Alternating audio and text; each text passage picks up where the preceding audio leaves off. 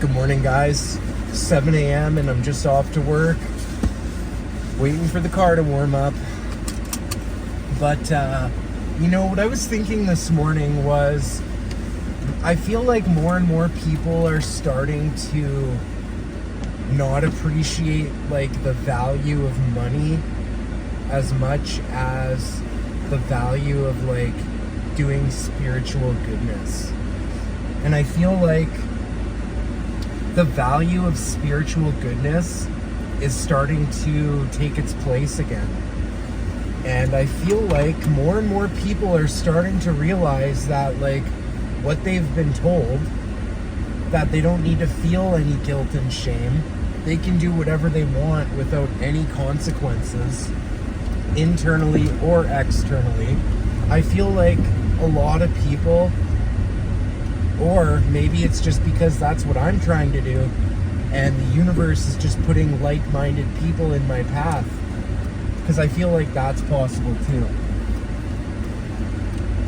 But I'm definitely noticing more and more people are understanding what I'm talking about when I'm bringing up things like karmic debt, because I truly believe I got into addiction because before I got into addiction, I was a really bad person, and I had absolutely no problem spreading negativity in whatever community I went to, spreading toxicity. If I don't sell it to them, someone else will. That kind of mentality. Problem is with that mentality is you're the one who pays the spiritual price, not the other person. You're the one who actually pays, because you're the one who's putting it out there. So yeah, it's probably best if you don't, if that makes sense at all. I don't really want to get too into it, but I just really wanted to emphasize how good it feels when you start caring about your spirit and your soul. And a lot of people, they hear spirit or soul, and right away they assume I'm talking about some religious god. Right away. And I don't blame you for that. I was the same way. Until it kind of got... No one really explained it good enough to me. I just kind of understood one day that what I put out, I get back. And not only that, what I put out has an effect. It has a ripple effect. And we might not think the things we do even matter, because who are we? We're nobodies in the scheme of things, right? But we're setting an example for other people.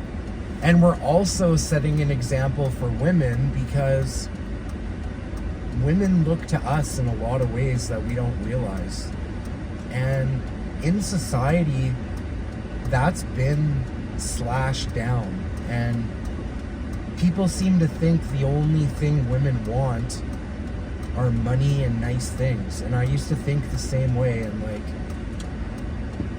yeah, there's probably lots of women out there that are like that. There's lots of men that are out there that are like that too, but worse. And not only that, when the universe or God starts putting good people in your path, I feel like your sense of humanity starts to get restored. And I never thought that would happen for me, but the way that I think of people is so different now, because I've seen more than just the bad stuff now. I'm doing my best to put out good, positive energy and help people, because the value in helping others, the reward is you feel this good feeling in your heart, but it's actually in your stomach.